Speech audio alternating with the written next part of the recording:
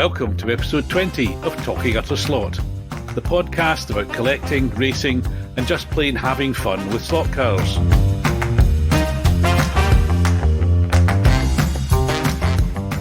Be it Skeletrix or Skelotto, slot it or sideways, they all bring us joy.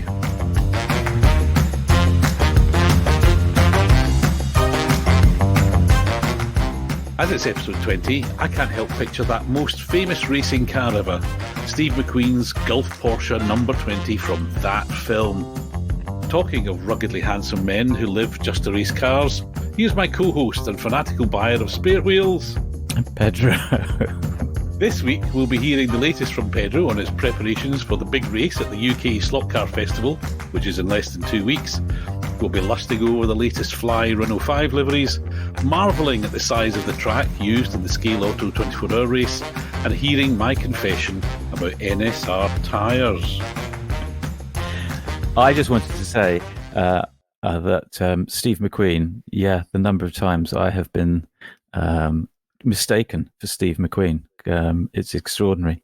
And also, doesn't he do a gesture? Can I do the gesture for you, Scott? There's the gesture from Steve McQueen. Which, do you know the origins of that gesture? Well, it was in Le Mans. I mean, it was he introduced it, didn't he? Or was it the English Bowman? It's the English Bowman, yes. You see, there you go.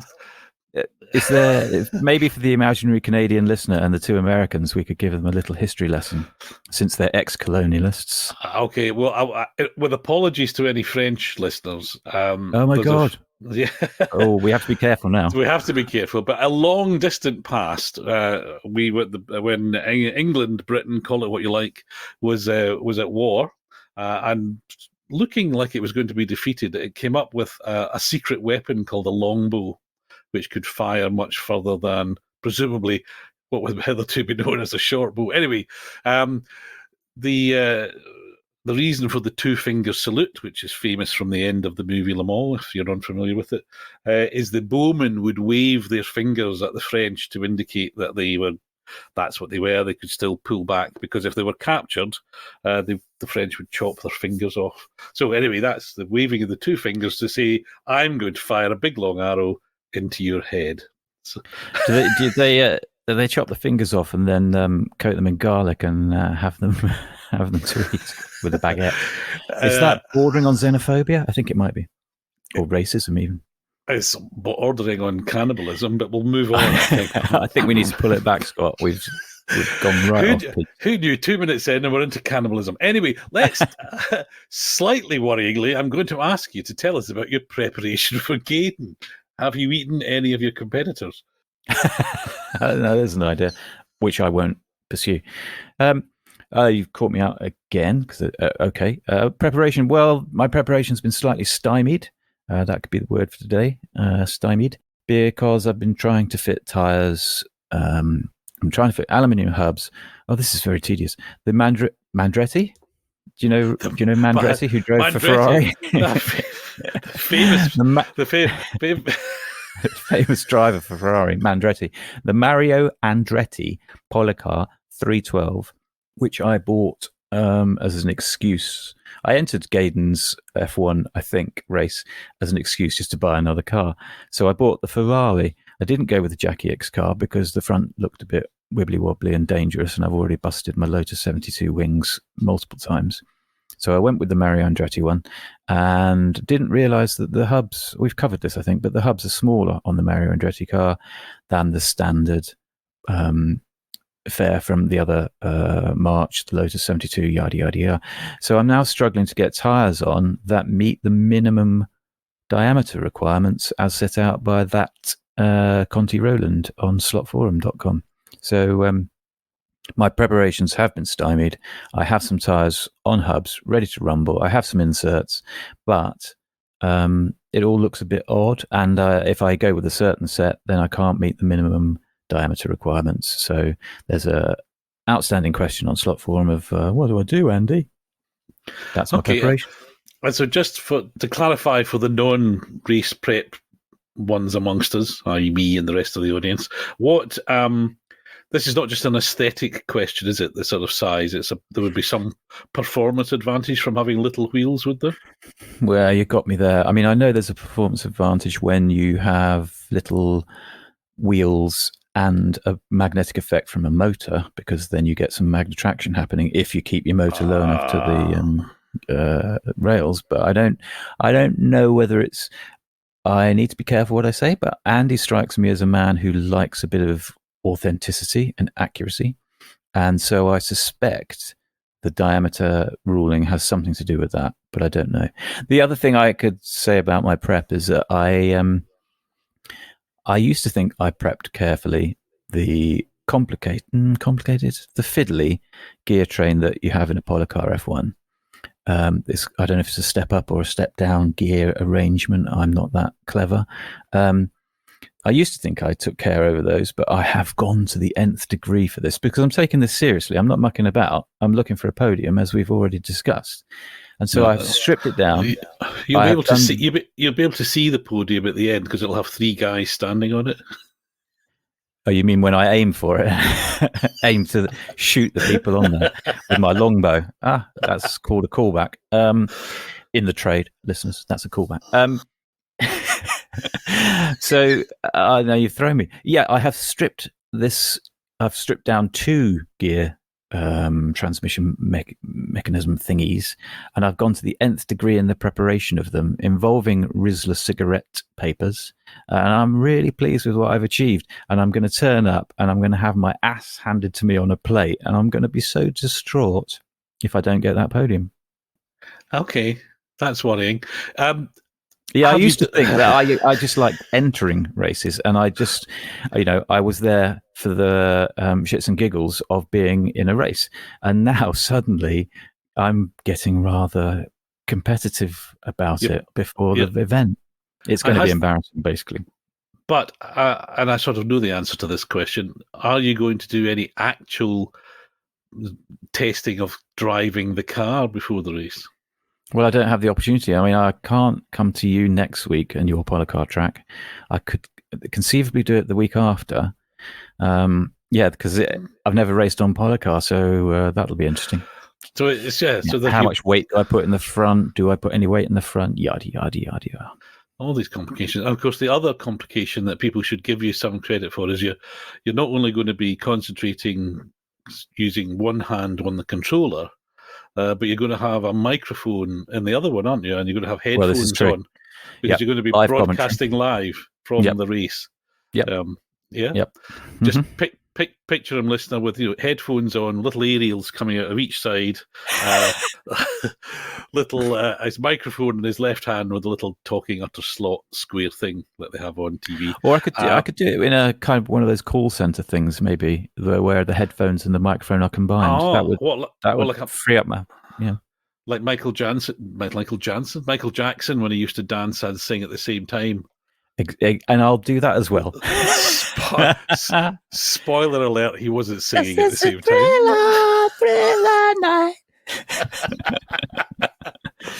I don't think they're going to welcome my entrance to next year's Policar F1.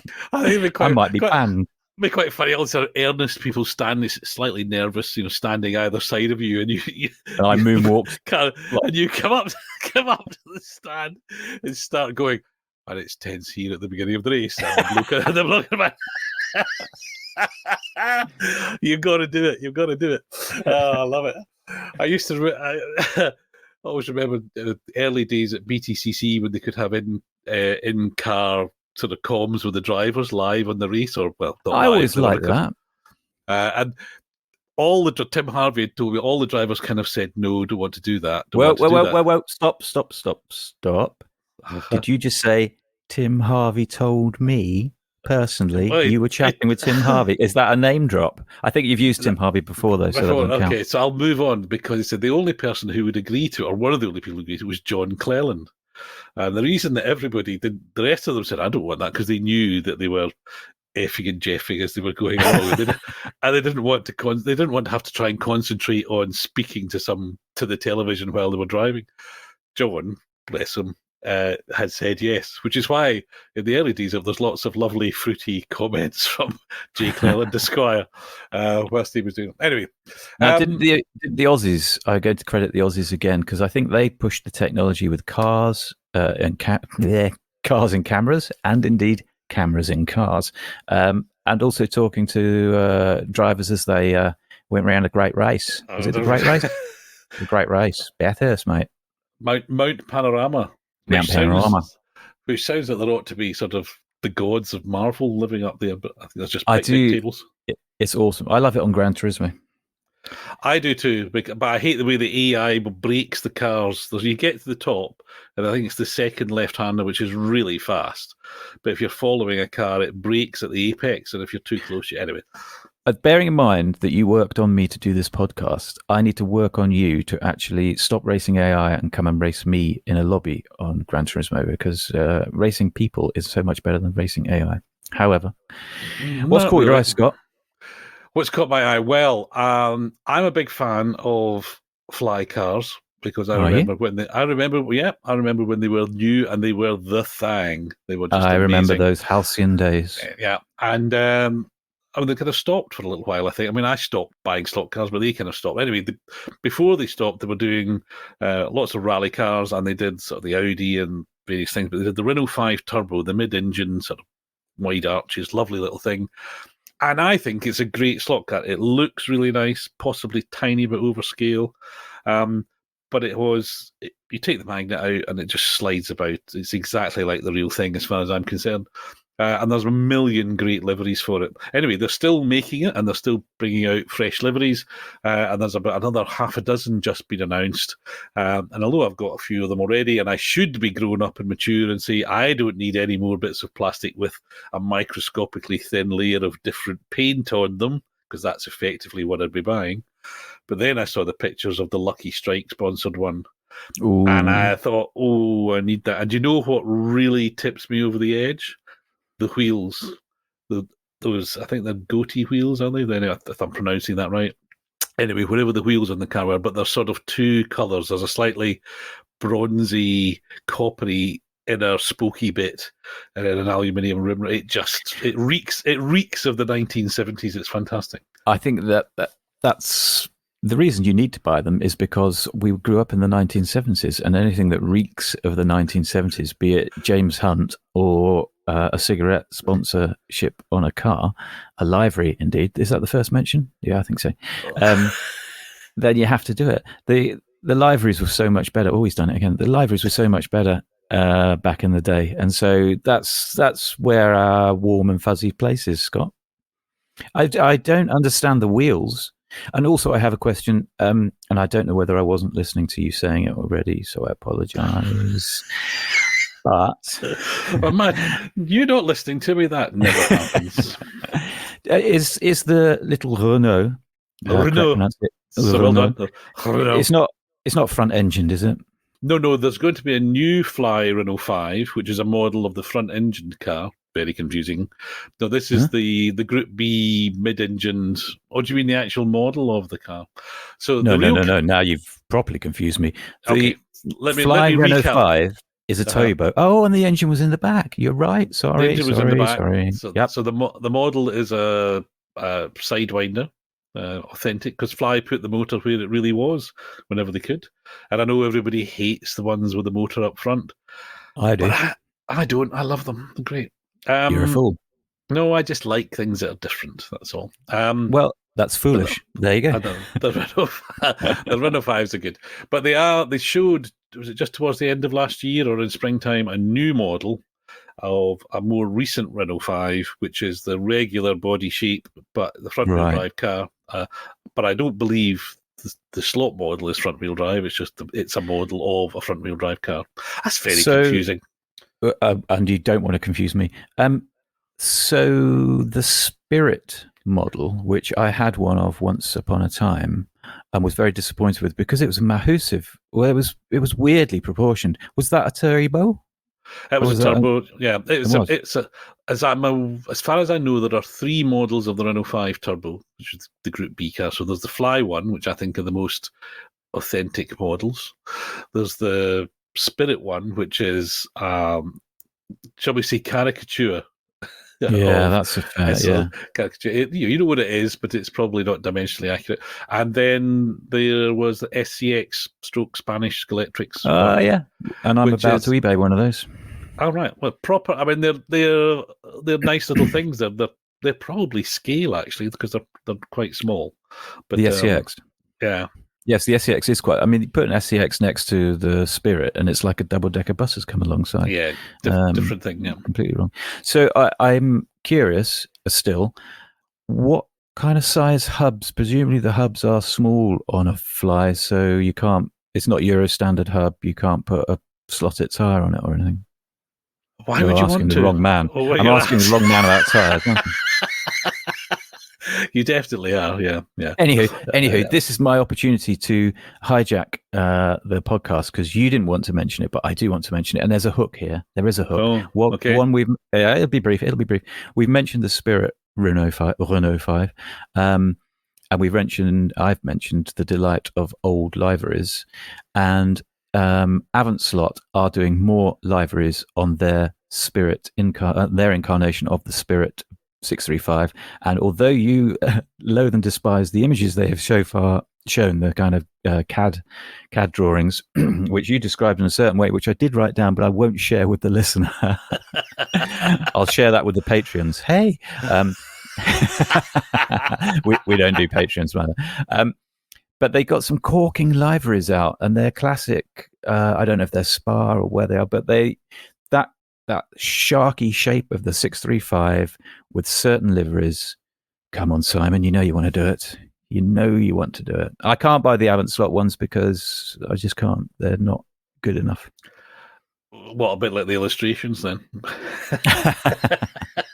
It will be. I mean, I fought really hard not to buy the Marlboro one, but there's two in that suggestion that they're going to do 3 new ones. There's 2 of them. I just think, I bet that's going to be sweetly pretty when I see it in the flesh. So just to clarify for listeners, you're talking about a BMW, and you don't like BMWs. I don't like BMWs. No. Yeah. Okay. No, I just wanted to make sure we're all on the same page. For those who haven't seen the illustrations, this is a television on radio. My disappointment at the illustrations of the upcoming liveries is that the shape of the car is so not accurate to be. That is just the computer drawing, Scott. That isn't how the thing is going to look in real life. I'm sure if you asked the computer to draw, it would come up with a better drawing. And I just, to put my old selling cars hat on, I think if you're selling something at a premium price, which you hope commands a certain or conveys a certain level of quality, then I think the illustration that you used when you first announced it would probably be better off a little bit more accurate. But anyway, that's just me. I, like you though, I think this sort of trend that we're discerning, we're certainly not leading, we're discerning for 70s, 80s Spa 24-hour race liveries.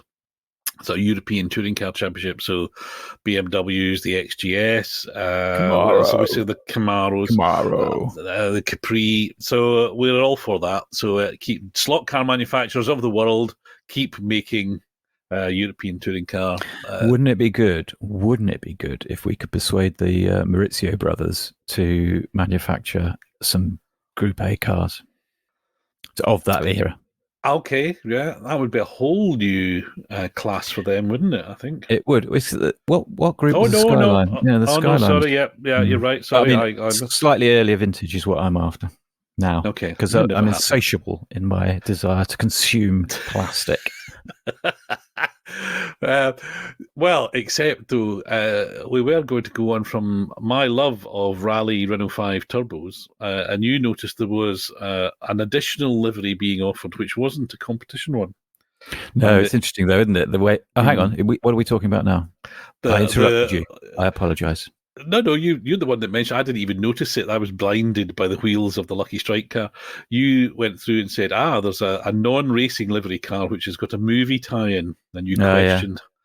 Yeah. And I questioned whether it was... how do they do it? I've forgotten now how they do it, but they do everything they can to not say James Bond 007, but it will come with a secret agent figure. Yeah, that's it. So it says movie tie-in comes with secret agent figure. Yeah. Which tells us immediately that Fly aren't chipping out for the license from James Bond, which I assume is a hideously expensive thing. So fair enough. It does beg the question what the secret agent figure is going to be wearing. Well, I say I reckon he's going to be wearing a bow tie and dinner jacket, and he's going to be very smart. Except I don't know what film is it from, the Renault 5 Turbo. The way you say turbo, Scott, is just it's music to my ears. Turbo. Say it again. Turbo. Brilliant. I don't know really, because I kind of gave up on James Bond films after Diamonds Are Forever. So.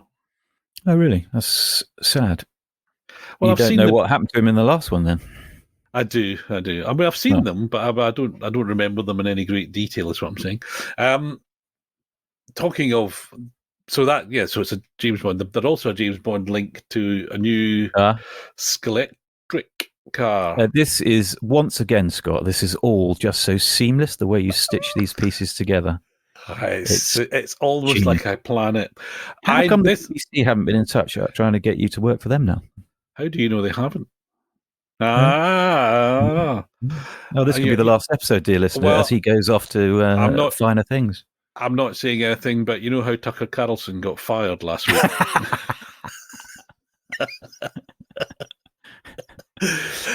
Anyway, moving on. The new Skeletric James Bond Goldfinger Mustang convertible, which was announced at the beginning of the year, and we believe from Simon's excellent presentation that it's the first Skeletric car with a female figure driving. There have been others. Fly, for one, I've got one. I think there've been others, but this car is actually. I think Simon is. You need to give him that £3 back, because I think he's just analysing the things that trigger you, and he's focusing in. You don't like road cars. Nope. You don't like white cars. Nope. And I can't remember what's the third thing you don't like. There's anyway. I'm hoping you weren't going to say, and you don't like women. You misogynist sod, you. No. You're dead set against them, aren't you? No, it wasn't. No, I would refer you back to my musings about Bo Derek in earlier episodes. Yes. I was. I'm off again. There's a third thing. There's three things you've told me. You don't like road cars. You don't like white cars. I can't remember what the other one is. I thought this just ticks all of your, or crosses all of your boxes rather than ticks. Well, the thing that has me annoyed, not particularly, but I don't understand. Well, I do understand, because they obviously needed that bench seat in the back. Like the turning of the motor on its side will obviously mess with the dynamics of the machine and affect its performance. However, it's a road car, so whatever. Who cares? They will be doing. They have done already. What am I talking about? They've done racing car versions already. I do want. I believe my life needs a little 137 Mustang, and I've yet to see one that actually floats my boat. Other than the Revel one, I think I've mentioned before. But my experience with Revel cars is not good. So I'm not sure that I would commit to that. Okay. Have you not got one of the Trans Am Skeletric ones? You must have one of those. Nope. Oh, well, there you go. Well, call yourself all I've got from Trans Am is the Camaro. Yeah, well, I think Z28. Yeah. By the way, the contemporary in North Mustang. America, you are pronouncing Z incorrectly. Just to point that out to you. Z28. Before we move on, another Skeletric announcement, which is a road car, which definitely caught my eye when it was announced. So everybody went sort of bananas for the white Countach, to pronounce it, I think, correctly. And great. I didn't buy it because I've got an Auto Art one in red. Then there was the red Monte Carlo pace car, which kind of went, ooh, bright shiny thing. Yeah, it was very tempting.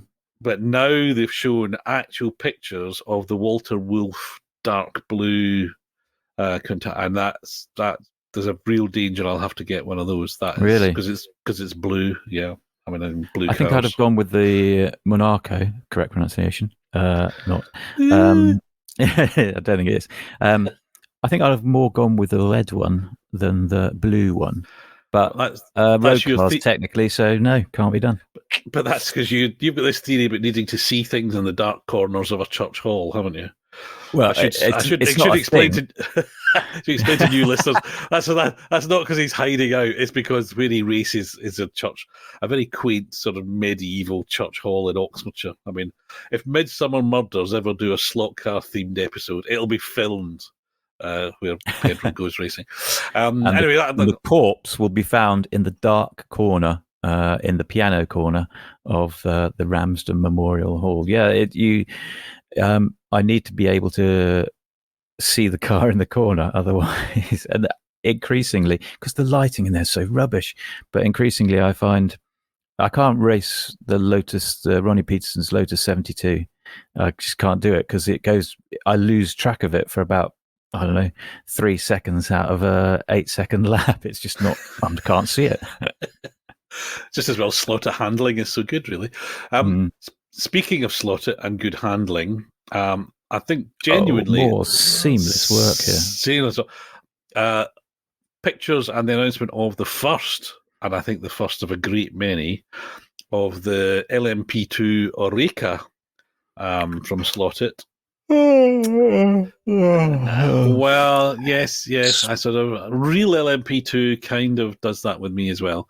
It's the poor relation. You've got the LMP1 or the hypercar, which are it's the premier division of endurance racing, and then you've got the GT3 cars, which are all the street fighting bare knuckle boys at the back, and decent in the middle cars.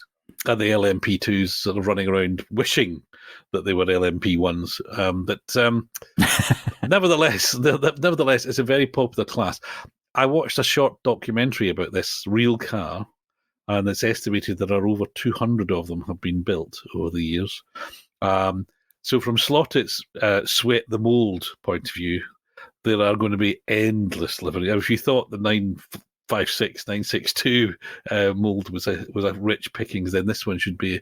But will there be? Because I don't think LMP 1 or 2 appeals in quite the same way as the Group C does, because we're talking nostalgia.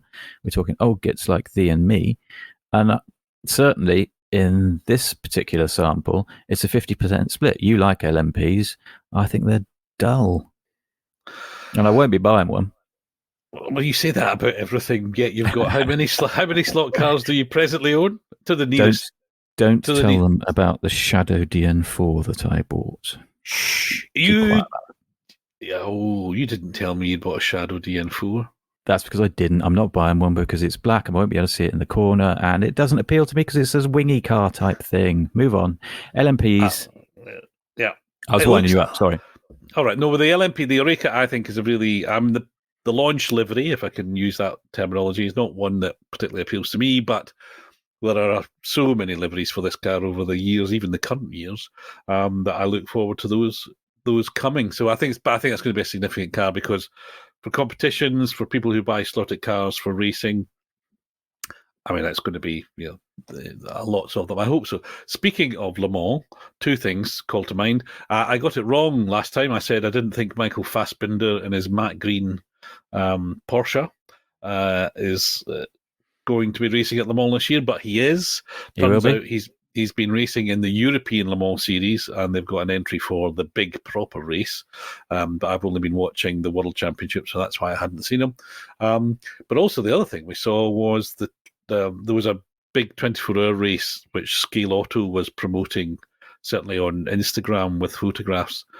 Huge. I mean, it's difficult to convey quite how huge the track was, and it was mirrored, I think, at least once, if not 4 tracks. Yeah, staggering amount of and we both looked at these pictures and said, "I'd really love to take part in the race, but I have to be honest, I wouldn't want to be spending. It must be days and days building the tracks and then taking them down again." Hats off to the people who do, but yeah. And also, it's you're going to race, but you're also going to have to marshal. And I think you have to marshal for quite a while. I know in the UK when they do the Le Mans thing, it's all done on the floor. This looked like it was raised, and the marshals had seats to sit in. Whereas I can't remember where it is they do it now in the UK, but you get a yoga mat to lie on, and that's it while you're marshalling. And I don't think from prone is the best way to do speedy marshalling. Also, if it's a 24-hour race, from prone, I'm going to fall asleep. So there would be a lot of shouting at me as a marshal, and I'm not used to that. Nobody shouts at me when I'm marshalling badly. I can imagine. No, I think it's a bit like the rallies, slot car rallies, when you see pictures from Spain of, entire buildings filled with elaborate landscaped tracks. It's for all the fact that we invented it, I think, can we claim? Did Celestics invent? I'm claiming it's a British invention. Anyway, certainly our Italian and Spanish friends are definitely better at putting on these sort of big race events and big rally events. They just do it all so much better, don't they? I mean, I follow quite a lot of peeps on the Instagram, and when I look at photos that they're posting of their club rooms, they just seem to have fantastic facilities. I mean, I'm not talking McLaren Technical Centre facilities, but we have to meet in a dingy lit memorial hall, and we can barely afford that. These folks have got fantastic spaces, and I get jealous, but I doff my hat because that 24-hour thing that Scale Auto did was quite superb. Did you see the last clip that they produced was like a countdown, 5, 4, 3, 2, 1, the race is over. And then I commented that as soon as it won, there was a mass bundle for the door because nobody wanted to help pack away, which is typical of the British club scene. Well, I apologise, dear listener, if I've got a new microphone, I've got a new setup, I've got everything here, and my stomach is rumbling like a loon, and I fear the microphone might be picking it up. So I apologise.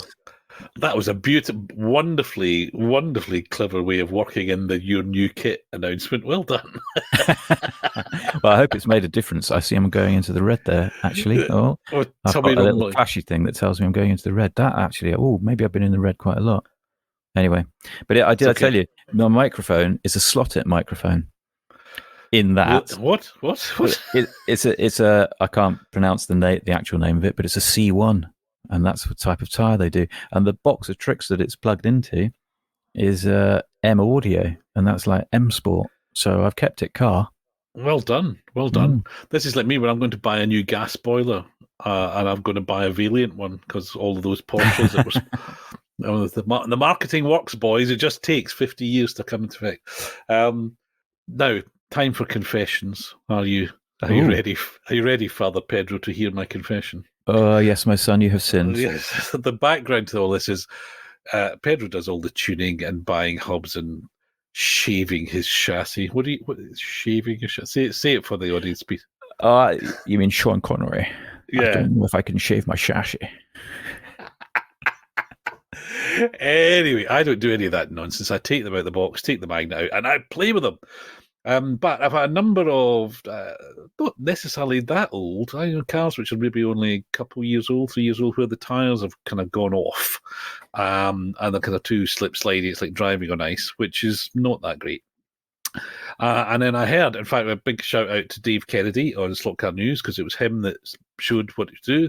A certain aftermarket tyre that would fit straight on this hub and would solve the problem. So my big barrier to all of this tuning thing is it's just like it's word spaghetti. There's numbers and words and codes, and I don't understand the offsets and things. I just want a little bit of rubber to make my car go better. So this was great because he gave us the number, ordered them off Sean, cars arrived, pulled off the old tyres, put on the new ones, and boom, 2 seconds a lap faster. Not that time matters, but what did matter, and I should say this is on a Carrera Porsche 911 GT3.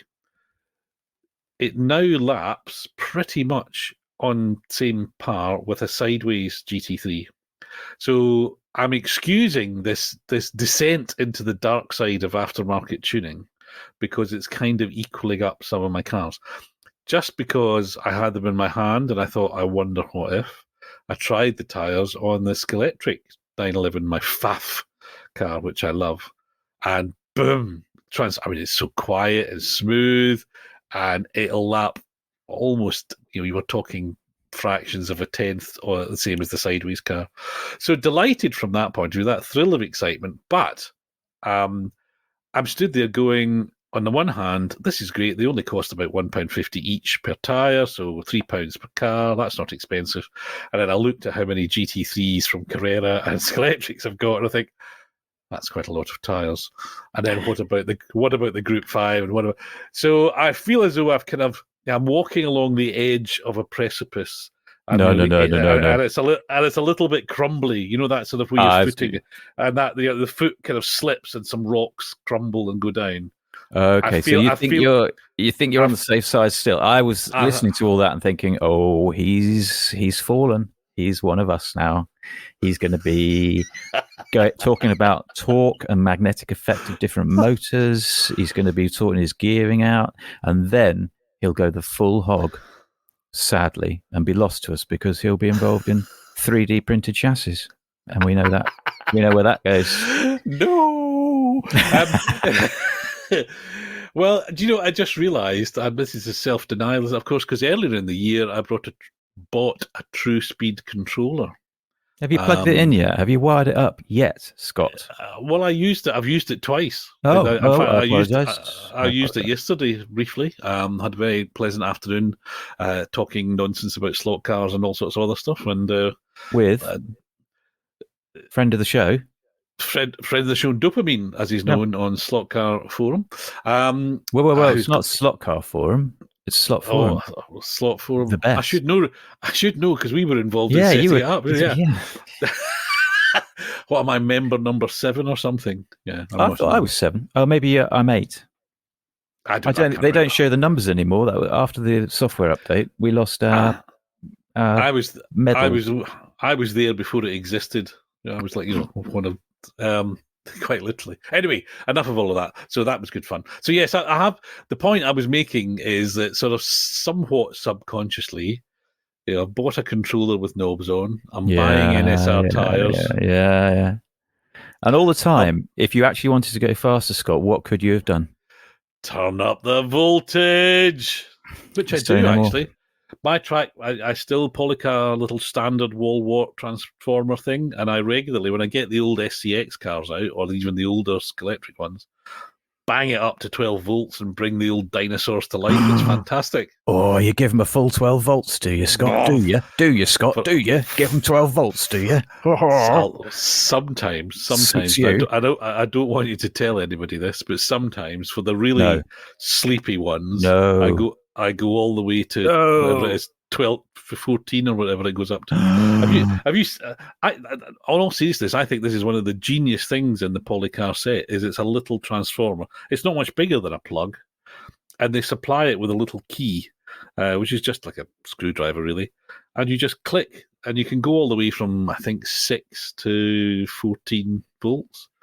And I heard that was in order to, could be urban myth, but that was in order to make it possible for kids to not get super disenchanted with the fact that they were spearing off at silly speeds. You can turn down the voltage, turn down the speeds, keep them involved, slowly build it up. Exactly. I run my track at 9 volts most of the time. Plenty fast enough. Those Maurizio brothers know what they're doing when they're not doing plumbing. Did you get the reference? I got the reference. Which is the second costume superhero reference that I've had, because when we were talking, we're on fire with this seamless nonsense. When we were talking about you broadcasting from the and I thought you're going to look like Captain Carrera. And for those of you who don't know, there is a Captain Carrera. He's a promotion figure, and you can even buy a scale figure for the layout. And he's got a red and black suit on, typical superhero stuff. But he's got coming out of, I think, his chest. He's got cables and he's got controllers in his hand. Has he? I didn't see that. Oh my lord! And I think his head, is his sort of helmet, if you'll excuse the expression, is a kind of stylized controller. I looked at that and thought, what the hell's that? Some kind of weird Russian army general thing. So No, I I think have to. I Oh, think if anybody from Carrera is listening, and there is still time, Pedro is going to be racing at no way am I Gaydon. wearing that. If you'd like to send us one of the promotional costumes with the built-in muscles, then That would be needed. we'll definitely get him to wear it while he's racing. I will go ahead with that if you also send the 4 dolly birds in their jumpsuits that were in the photo next to Captain Carrera that I saw. Sorry, it's 2023. You're not allowed to refer to No, women I as am dolly birds. I am a totally unreconstructed male of the species. Soz. Hang on. Dude, please tell me that the cables for the controllers that come out of his chest do not start in the nipple area. I'd have to Google. I haven't got a Captain Carrera to hand, No. which I think is a good thing. And I applaud you for that decision. But I'm sure if you Google it, but there's also there's also a Skeletric superhero. And I should do the research before we do the show. But one of the catalogs back in the 80s, I think, they utilised a kind of strip cartoon format. And there was for want of a better description, Captain Skeletric, who featured sort of saving the world using that year's new products.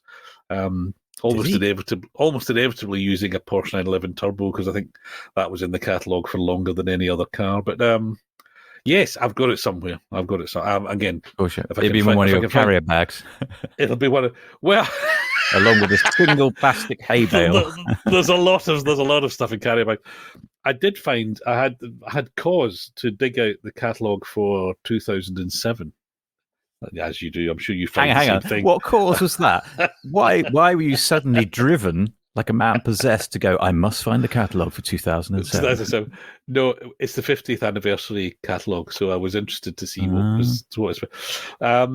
But inside the front cover of the catalogue, I found a torn-off corner of paper, which obviously was something to do with work, because it's got an agenda on the other side of it. And some meeting or other in 2007, I wasn't paying attention, because it's got my list that I was going to send to Scale Models to order some new gear. So it's quite interesting to see the things that I'd gone through the catalogue and identified what I was going to buy. But this doesn't make very good radio, so we might come back to that. But it's looking through the old stuff. There's things which I've got most of it, actually, and I'm now wondering why I didn't buy some of them. I obviously felt I was being too extravagant. I think all my Christmas lists have bitten the dust, fortunately, from when I was a kid. But I figure Skeletrix and Action Man would have figured quite high on both of those. Can I just take issue? Oh, my Lord. I really hope the microphone isn't picking this up, because my stomach is properly going for it. I need a sandwich. Sorry, don't shake your head like that. I need to take issue with you because you were praising Mr. David Kennedy for his tyre talk, which could become a new feature of this show, we thought. Tyre talk. But he dissed the concept and the idea of the Land Rover and as a Skeletrix car, and I could well be wrong here, but I think they're going to make a fortune out of that model. How dare he? How dare he? I think to be very fair and accurate, I don't think he dissed it. He said it's a lovely thing and he could see why Skeletrix do it. No. He just didn't think it would sell wild. You could see why it would sell well in Britain, but he didn't think it would necessarily sell well in America. Outside, yeah. In the ex-colonies, yeah. In the former colonies, yeah. In the former colonies. But I don't think... we don't know, really. I mean, I know, for example... I think it's the new Shadow. I think there will be so much buzz about it on social media. Everyone's going to be talking about the guide. Oh God, yeah. I can't. Yes. Well, you may be right. I may be wrong. I don't think so, but yeah. But yeah, it falls. You've got me. I know it's a road car, and you don't buy road cars, and blah blah blah. It ticks my box because it's kind of an unusual slot car, and I quite like unusual slot cars. I think I will probably buy one.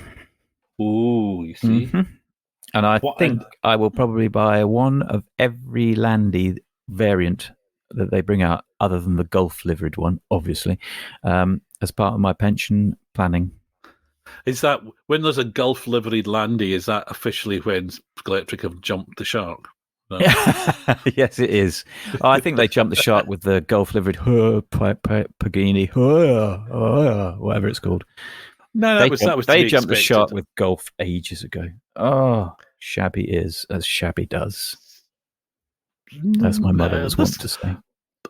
This harks back to what we thought people bought in airport lounges, but anyway, they clearly sell them. They wouldn't do them if they didn't sell them. People are fools. I mean, some people listen to this, and then some people actually produce this. So, who's just invested in a whole load of new equipment for it? Oh, wait, remember. How many slot cars was it? You don't tell. It's too vulgar to ask what it cost. But how many slot cars? Your scale. My scale. Are we talking a Scalextric car? We're talking more than 2 Scalextric cars, although I'm struggling to exactly remember how much a Scalextric car is. 1 and 3/4, 5/8, 6/7 of a slot it. So it was an investment. So we really need people to buy that merch, Scott. And sign up to the Patreon. The merch is available. What's the thing Dave does? Dave does buy me coffee or something. Is that a way of getting money out of people? Well, it is. For no return. Zero return. No, there's a thing called, I think it's Buy a Coffee. So it's a website that you can sign up to, and somebody says, I've enjoyed what you've done. You've entertained me for 45 minutes. They have, $2 or $3, whatever, the price of a coffee. So, because we like to think this is just like sitting down in Starbucks and listening to 2 old farts talk about slot cars. I will never sit down in Starbucks. How dare you? But you always stand really up. Going for it. I do apologise again. I hope this new microphone isn't that good that it's picking up all this rumbling. Well, maybe is there a British version of Buy Me a Bitter or Buy Me a Cup of Tea.com? Buy me a cuppa. Well, if there isn't, get this afternoon's task, dear friend, is for you to register the domain name and get on with building it so we can fund. No, because I've got to finish rebuilding the Oxford website that I destroyed ages ago and haven't got around to building. I'll do it, lads. I apologise. I'll do it tomorrow. But only after he's had a sandwich. What are you going to have on your sandwich? Just I've got some ham. I'm going to hard boil some eggs and some mayonnaise, but I haven't got any avocado, and I do like me avocado at lunch. That's quite posh, actually. I'll just have some toast. Anyway, I'll have my avocado on toast. Ha! Oh, very cosmopolitan. Right, enough about food, enough about all this nonsense. He's more delirious than usual because he's hungry, so we shall call it. We should call it a day. Episode 20, the Gulf Porsche of Talking Utter Slot. I'll say goodbye. Thank you for listening. Next week, we're going to be talking about what we're going to buy at Gaydon. What you're going to buy, because I'm going to be too busy getting to the podium. Maybe. Say goodbye, Pedro. Goodbye, Pedro.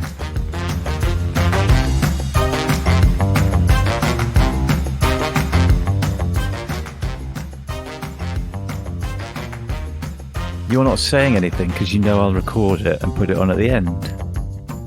Yep. That'll do.